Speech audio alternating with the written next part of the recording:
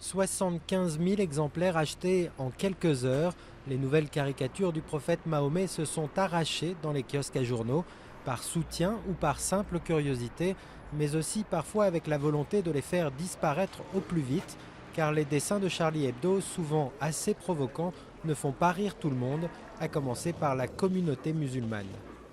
Répéter et recommencer les mêmes âneries, les mêmes idioties, les mêmes calomnies, la même ignominie, nous paraît plutôt relever d'un syndrome strictement psychiatrique. La liberté d'expression ne peut pas justifier l'insulte et la haine, l'incitation à la haine. Au siège de Charlie Hebdo, la surveillance policière a été renforcée.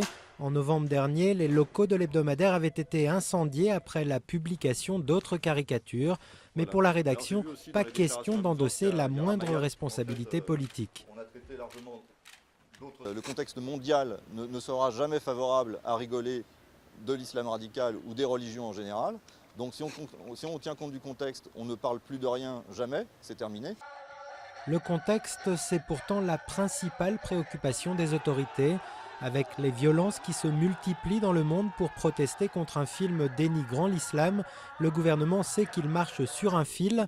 Il doit défendre la liberté d'expression tout en empêchant quiconque de jeter de l'huile sur le feu. Chacun, et le Premier ministre l'a dit avec beaucoup de force encore ce matin ou hier, doit faire preuve de responsabilité. Chaque acte individuel, chaque écrit, chaque dessin, chaque déclaration peut attiser, peut provoquer des confrontations.